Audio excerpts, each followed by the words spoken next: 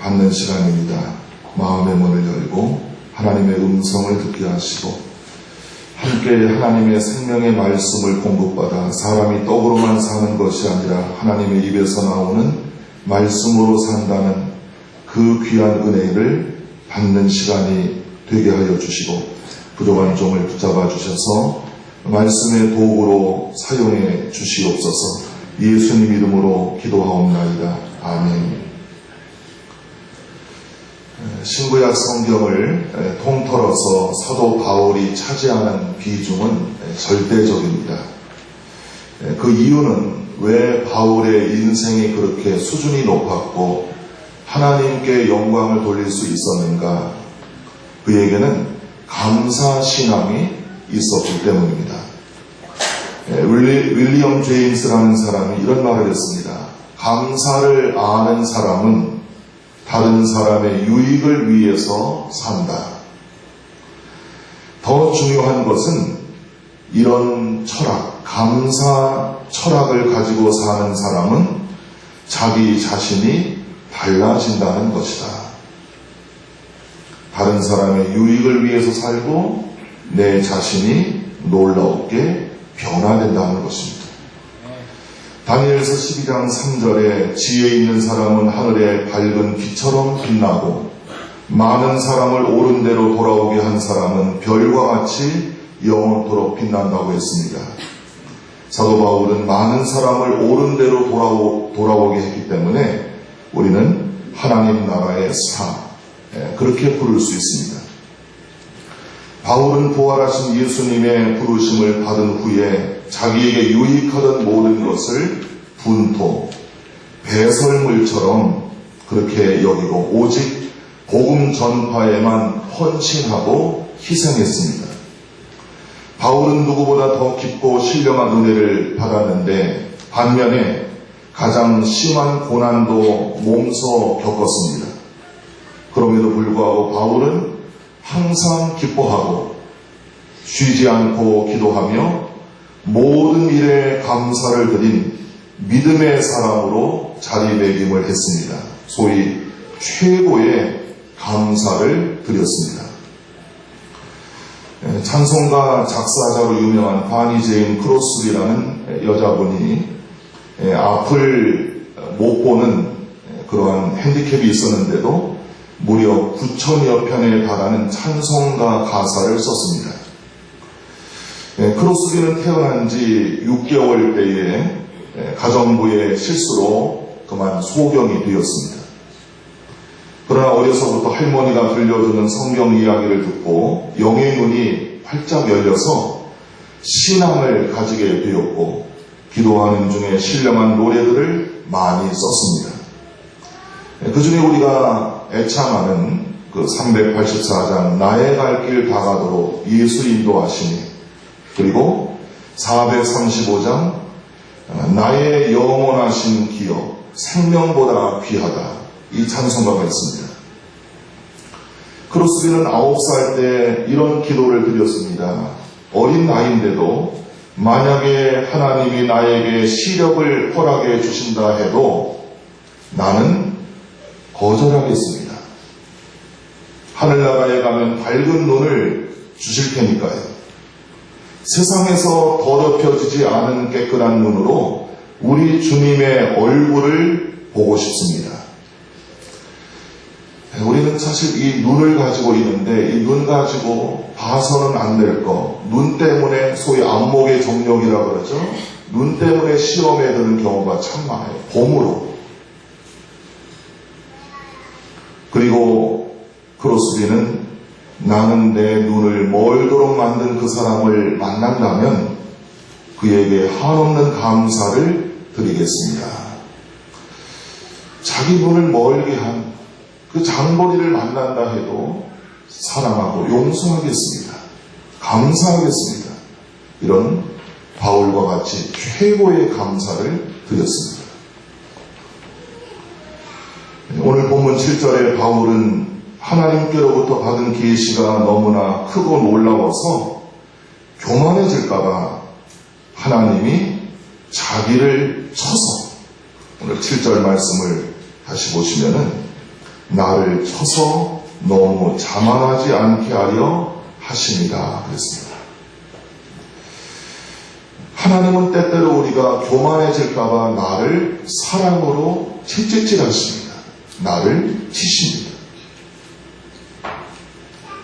그래서 하나님은 바울의 몸에 가시 같은 병, 바울을 몹시 힘들게 하는 사탄의 사자를 주셨다고 했습니다. 사탄의 사자라는 말을 다른 번역으로 보면 사탄의 하수인, 심부름꾼, 전달자 이렇게 번역이 되어 있고 영어 성경에는 Messenger of Satan 이렇게 되어 있습니다. 전달자, 심부름꾼이라고 되어 있습니다. 하나님은 때때로 하나님의 거룩한 일을 위해서 사탄도 쓰신다고 하는 사실을 우리가 알 수 있습니다. 바울이 고통을 받았던 가시에 관한 해석이 몇 가지가 있는데 대개 두 가지가 유력합니다. 하나는 안질, 눈병입니다. 다메섹에서 예수를 만나고 강한 빛을 받아서 눈이 안 좋아졌다는 것. 또 하나는 간질로 보는 견해가 있습니다. 바울은 시력이 안 좋아서 편지를 항상 대필시켰고 자기는 끝에 가서 사인만 했습니다. 또 바울에게 간질병이 있어서 한 차례 간질을 하고 나면 다음에 다시 간질을 일으킬 때까지 늘 긴장 속에 생활을 했다는 것입니다. 그래서 바울은 이 문제를 해결해 달라고 하나님께 3번이나 집중적으로 기도를 드렸습니다. 바울에게 또 다른 가시가 있습니다. 사도행전 7장에 스데반 집사님이 유대인들에게 회개를 촉구하는 담대한 설교를 했는데 그때 유대인들은 스데반 집사님이 전한 하나님의 말씀을 듣고 마음에 찔려서 회개는커녕 이를 갈면서 큰 소리를 지르며 달려들어 성 밖으로 스데반 집사님을 끌어내고 돌로 쳐서 처참하게 죽였습니다.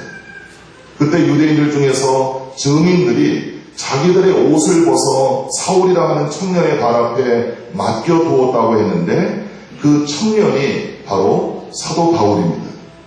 바울은 아무 죄도 없는 스데반 집사님이 순교를 당하는 것을 당연하게 여길 정도로 마음이 강팍하고 신앙이 잘못되어 있었습니다. 그런 바울이 회심을 하고 전도자가 되었을 때 바울은 주님의 은혜로 가는 곳마다 구원의 많은 열매를 거두었습니다. 그때마다 바울은 너무 기뻐서 하나님을 찬양하고 영광을 돌렸는데 바울의 마음 한구석에 이런 음성이 들렸습니다. 너는 스데반 집사를 죽인 살인자야. 바울이 너무 기뻐서 너무 기쁜 나머지 우쭐하는 마음이 들 때마다 하나님의 성령께서 바울아 너는 스데반 집사를 죽인 살인자라고 하는 사실을 잊어서는 안 돼. 이런 가책의 음성이 들렸습니다. 다윗도 그가 위대한 믿음의 사람이었지만 어이없게도 한순간에 자기 부하 우리아를 죽게 만들고 그의 부인을 범했습니다. 나단을 통해서 회개했습니다. 깨끗함을 받았습니다. 그리고 다윗은 옛날에 지었던 육신의 정욕, 그 죄 때문에 또 다시 죄의 미련을 가지고서 마음이 흔들리고 유혹에 흔들릴 때마다 하나님의 성령께서 다윗에게 다윗아, 사랑하는 나의 종아, 너는 벌써 잊었느냐? 네가 내 부하를 죽였고 그의 아내를 범했던 그 사실을 너는 벌써 잊었느냐? 성령께서 다윗의 마음에 찌르는 가시를 주었던 것입니다. 다윗은 그 이후로 절대로 밧세바 우리아의 아내 그 이후에는 범죄하지 않았다고 성경은 말하고 있습니다. 하나님은 때때로 우리의 몸에도 찌르는 가시를 주지만 우리의 마음 속에도 찌르는 가시를 통해서 깨어서 경성하여 겸손하고 깨끗하게 주님을 따라가게 하십니다. 마지막 선교지인 로마에 가기 전까지 바울은 3차례에 걸쳐서 선교 여행을 했습니다. 하지만 바울이 가는 곳마다 바울을 시기하고 미워하는 유대인들이 있었고 이방인들이 있어서 극심한 반대와 핍박을 받았습니다. 고린도후서 11장에 바울이 유대인과 이방인들에게 당한 고난이 쭉 나와 있습니다. 고린도후서 11장 23절 이하입니다. 나는 여러 번 감옥에 갇혔고 한 번이 아니고 여러 번 매도 수없이 맞았고 죽을 고비도 여러 번 겪었습니다. 유대인들에게 39대 매를 5번이나 맞았습니다. 또 3번이나 몽둥이로 맞았고 한 번은 돌에 맞았고 3번이나 배가 파선해서 밤낮 하루를 꼬박 바다에서 헤맨 일도 있었습니다. 나는 여러 번 여행하면서 강의 위험과 강도의 위험과 동족의 위험과 이방인들의 위험과 도시의 위험과 광야의 위험과 바다의 위험과 거짓 신자들의 위험을 당했습니다. 또 수고하며 애쓰고 뜬 눈으로 밤을 지새운 적도 여러 번이었고 줄이고 목마르며 수없이 굶고 추위에 떨며 헐벗기도 했습니다. 바울은 이처럼 항상 몸과 마음이 눌린 채로 선교를 감당했습니다. 유대인들과 이방인들로부터 당한 이 고난, 이것도 바울에게는 사역이 찌르는 가시가 되었던 것입니다. 이처럼 많은 가시가 사도 바울을 사정없이 찔러댔습니다. 그래서 그는 하나님께 엎드렸고 이런 가시들을 제거해 달라고 3번이나 기도했습니다. 이 기도는 보통 기도가 아니었고 금식하며 철야하며 부르짖는 특별한 기도였을 것입니다. 그러나 주님은 바울의 이런 간절한 눈물의 기도를 외면하셨습니다. 아니, 하나님이 이렇게 응답하셨습니다. 내 은혜가 지금 너에게 충분하다. 오늘 본문 말씀입니다. 내 은혜가 지금 너에게 충분하다. 나의 능력은 네가 약해 있을 때, 네가 찌르는 가시 때문에 힘들어할 바로 그때 가장 완전하게 나타난다. 네가 나에게 받은 계시가 너무나 크고 놀라웠기 때문에 네가 너무 교만해져서 버림을 받을 것 같아서 너에게 가시 같은 시련과 아픈 병을 주노라.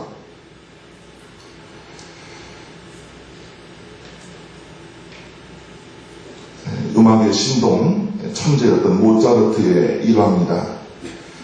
어느 청년이 모차르트를 찾아왔습니다. 선생님, 저는 평소에 선생님의 음악과 인생을 존경했습니다. 그래서 지금 이렇게 제자가 되고 싶어서 찾아왔습니다. 모차르트는 하도 많은 사람들이 찾아오기 때문에 너무나 피곤해서 좀 인상을 썼습니다. 그러다가 매일 거절하는 것도 또 좋은 일이 아니기 때문에 이 청년을 제자로 받아들이기로 하고 이렇게 말했습니다. 당신은 음악을 배운 적이 있습니까? 청년은 자신감에 차서 씩씩하게 말합니다. 네, 저는 어릴 적부터 피아노를 쳤습니다. 연주회를 몇 차례 가진 경력도 있고 바이올린도 10년을 넘게 배웠습니다. 연주 실력이라면 누구보다 잘할 자신이 있습니다. 모차르트는 말없이 고개를 끄덕였습니다. 자신감 있는 모습이 참 보기 좋군요. 예, 감사합니다. 그럼 저를 제자로 받아들여 주실 건가요? 예, 물론입니다. 청년은 날아갈 듯이 기뻤습니다. 그리고 모차르트는 이 청년에게 아주 비싼 수업료를 요구했습니다. 위대한 작곡가, 음악가 모차르트 선생님의 제자가 되었는데 돈이 뭐가 중요합니까? 돈은 얼마든지 드리겠습니다. 레슨비로 수백만 원을 주겠다는 이야기죠. 자, 그리고 나서 이제 잠시 후에 또 모차르트의 집에 아주 얌전하게 생긴 그 여자가 들어왔습니다. 이 여자는 정중하게 인사를 하고 말을 했습니다. 선생님, 저를 제자로 받아주십시오. 진정한 음악을 배우고 싶습니다. 모차르트가 물었습니다. 당신은 음악을 배운 적이 있습니까? 작은 목소리로 이 여자는 죄송합니다. 음악을 배운 적이 없습니다. 하지만 열심히 배워서 훌륭한 음악가가 되겠습니다. 좋습니다. 당신을 내 제자로 받겠습니다. 이 여자는 너무 좋아서 팔짝팔짝 뛰고, 그리고 좋아했는데 잠시 후에 돈 걱정이 됐습니다. 돈이 많지 않은 여자라, 선생님, 저를 제자로 받아주셔서 고맙습니다. 그런데 저에게는 돈이 별로 없습니다. 수강료를 좀 깎아주시면 안 됩니까? 모차르트가 뜻밖에도 당신에겐 수강료를 받지 않겠습니다. 이렇게 대답을 했습니다. 자, 옆에서 대화를 듣고 있던 그 남자 청년이 이상한 그런 그 대화가 오고 가니까 화가 났습니다. 자기에게는 비싼 수강료를 내라 그러고 이 여자에게는 무료라고 하니까 이해가 안 됩니다. 그런 불만을 가지고 있는 이 젊은 청년에게 모차르트가 이렇게 말합니다. 나는 음악을 미리 배운 사람들을 가르칠 때 찌꺼기를 제거하는 작업을 먼저 합니다. 그것은 아주 힘든 작업이거든요. 그래서 당신에게 비싼 수업료를 요구한 겁니다. 이해가 됩니까? 찌꺼기를 제거하는 작업. 모차르트를 찾아오기 전에 이미 그가 나는 피아노를 너무나 잘 칩니다. 나는 바이올린을 너무나 잘 연주합니다.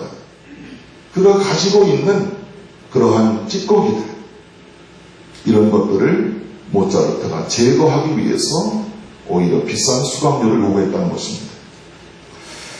하나님도 우리에게 때로는 가시 같은 시련과 아픈 병을 통해서 나에게 있는 찌꺼기 같은 것들을 제거하기를 원하십니다. 사람은 살면서 찌꺼기가 많이 누적돼요. 안 해야 될 습관들, 안 해야 될 어떤 그 인격들, 인격 형성, 여러 가지 것들이 내 안에 축적됩니다.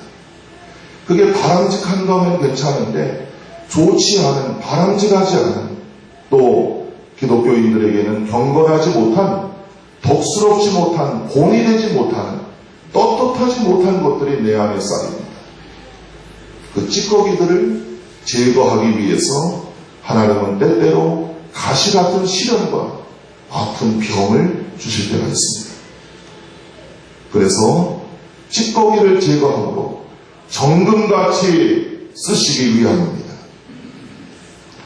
바울은 가시가 자기의 고통을 주기 때문에 그것을 제거해 달라고 하나님 앞에 기도했지만 하나님이 듣지 않으셨습니다. 아마 보통 사람 같았으면 하나님 정말 너무하십니다. 제가 누굽니까? 일생을 다 바쳐서 하나님께 헌신했는데 겨우 이렇게 응답하십니까? 이렇게 큰소리치면서 시험에 들었을 것입니다. 하지만 바울은 그러지 않았습니다. 다시 한번 그의 겸손하고 성숙한 신앙을 오늘 본문 9절 이하에 보십시다. 현대의 성경으로 읽습니다. 그러므로 나는 나의 약한 것을 더욱 기쁜 마음으로 자랑하고 그리스도의 능력이 나에게 머물러 있도록 하겠습니다. 그래서 나는 그리스도를 위해서 약해지고 모욕을 당하고 가난하며 핍박과 괴로움 받는 것을 기뻐하고 있습니다. 여러분, 약해지고 모욕을 당하고 가난해지고 핍박을 당하고 괴로움을 당하는 것을 바울은 기뻐했다고 그랬습니다. 성공하고 가는 길이 평탄할 때만 기뻐하는 게 아니라 바울은 약해지고 실패하고 괴로움 당할 때 하나님 앞에 기뻐했다는 겁니다. 이것은 내가 약할 그때에 강해지기 때문입니다. 내가 낮아져야 하나님이 높아지십니다. 여러분, 시소를 아십니까? 한쪽이 낮아져야 다른 한쪽이 올라가는 겁니다. 내가 높아지면 주님은 낮아지십니다. 내가 살면 주님은 죽습니다. 내가 살면 교회는 죽습니다. 내가 죽어야 교회가 살고, 내가 죽어야 주님이 살아납니다. 내가 낮아져야 주님이 높아지십니다.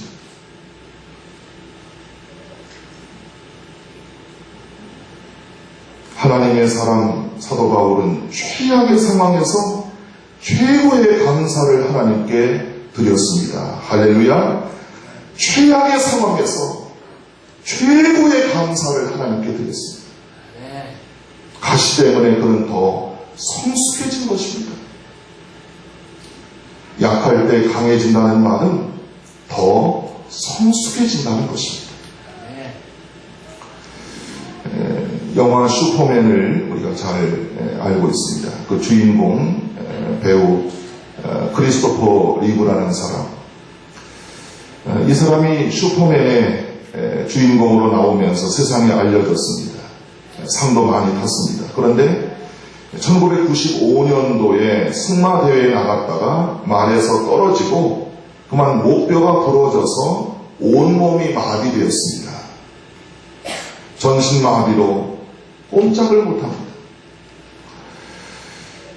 인생을 자포자기하고 자살을 시도했을 것입니다.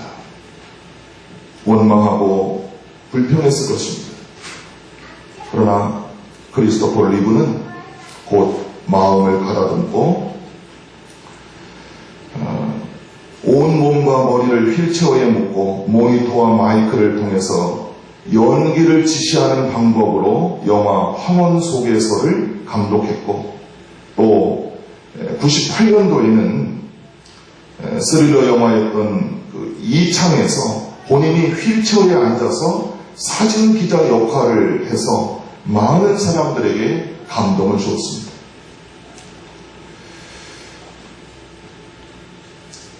(2004년도에) 심장마비로 세상을 떠나기까지 크리스토퍼 리브는 오히려 건강했을 때보다도 더 자신의 인생이 업그레이드 되었습니다. 더 가치 있는 일을 많이 하고, 더 부지런하게 살았고, 더 많은 일을 감당했습니다.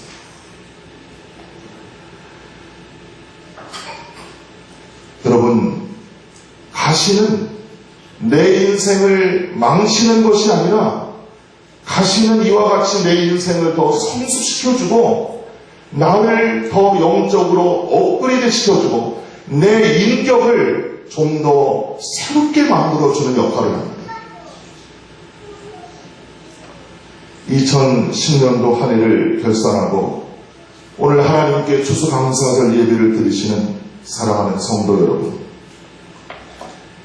여러분들에게도 사도 바울처럼 찌르는 가시가 있을 것입니다. 그 가시 때문에 때로는 잠도 못 자고 눈물을 흘리고 마음의 염려와 근심이 있을 것입니다. 수능 시험이 끝났는데 잘 본 사람, 못 본 사람 해가지고 희비가 교차하고 있습니다. 그러나 시험은 시험입니다. 다음번 시험이 또 있습니다. 인생은 시험의 연속이에요. 뒤의 것을 잊어버려야 됩니다. 사업하다 보면 사업이 항상 잘 될 수가 없습니다. 사업에도 내려갈 때가 있고 올라갈 때가 있습니다.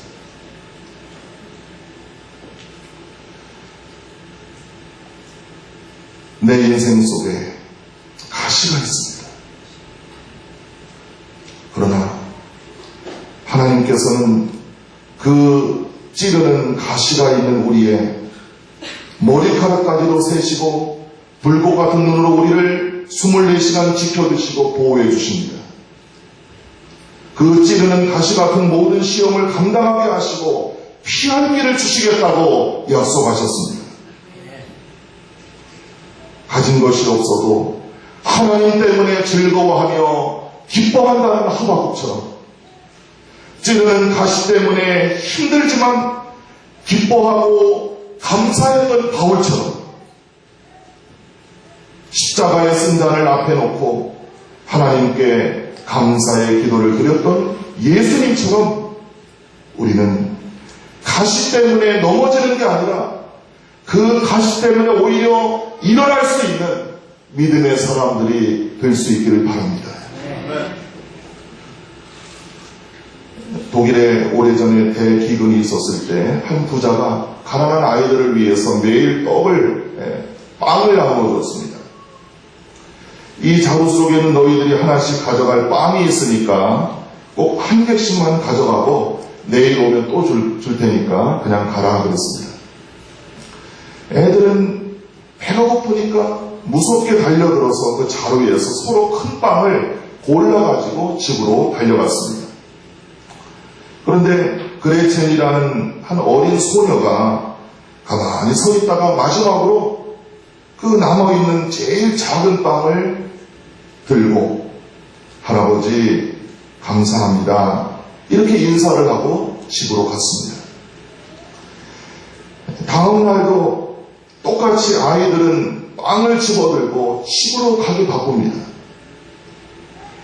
그런데 이 그레첸은 똑같이 그날도 맨 나중에 남아서 제일 작은 빵을 들고는 할아버지 감사합니다 인사하고 집에 가서 어머니와 함께 그 빵을 먹기 위해서 쪼갰는데 그 빵 속에 독일 돈 50센트 은화가 6개나 들어있었습니다.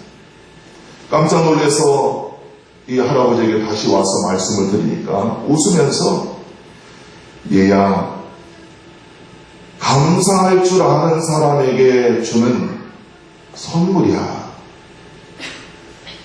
감사할 줄 아는 착한 사람에게 상으로 주는 선물이다. 여러분, 감사하시면 하나님께서 선물을 주십니다. 감사하시면 하나님이 상을 주십니다. 어제 여자친구가 북한에 져서 조금 좀 기분이 그런데 북한이니까 같은 동포니까 여러분 박수 쳐주고 축하를 해주면 좋죠. 축구 말고도 우리가 굉장히 기쁜 소식이 많습니다. 그 중에 한 사람 우리 역도 장미란 선수 이 아시안 게임에서 올림픽에 이어서 세계 선수대에 이어서 이 아시안 게임에서 금메달을 따서 소위 그랜드슬램을 이루었다고 합니다. 지금 27살 덩치가 큰 여자 청년. 인상에서 130kg, 용상에서 181kg을 들어서 합계 311kg을 들어 금메달을 땄습니다. 늘 이 장미란 선수를 이렇게 보면은 그 큰 덩치를 가지고 있는 그 여자가 청년이 기뻐하면서 하나님 앞에 감사하기도 하는 그 모습 얼마나 우리에게 감동을 진하게 주는지 모릅니다.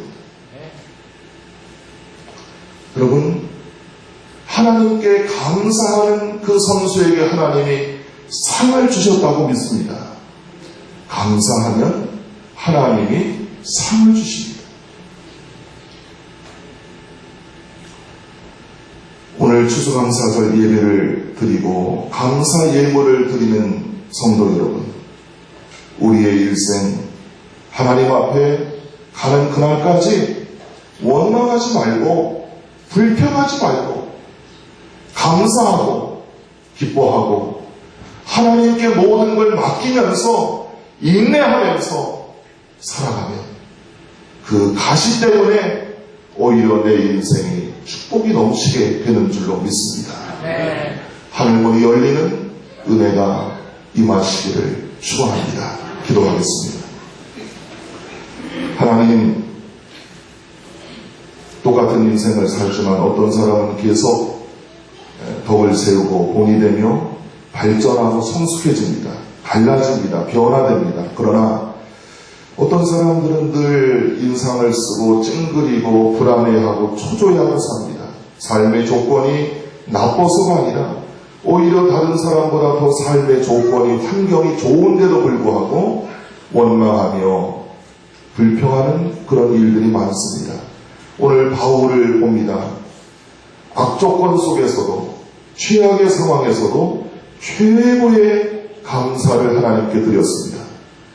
하나님께서 그가 가지고 있는 가시 때문에 오히려 바울을 더 낮아지고 겸손하게 하시고 성숙하게 하셔서 로마에 가서 마지막 복음을 전하는 그 순간까지, 하나님 앞에 부르심을 받는 그 순간까지 바울은 변하지 않았고 겸손하게 사명을 감당했습니다. 하나님, 오늘 저희들이 가시가 있다면 그 가시에 대한 인식이 바뀌어지게 하여 주시고, 오히려 그것 때문에 감사하며 기도할 수 있게 하여 주시옵소서. 그래서 하나님이 주시는 큰 상을 받게 하여 주시옵소서.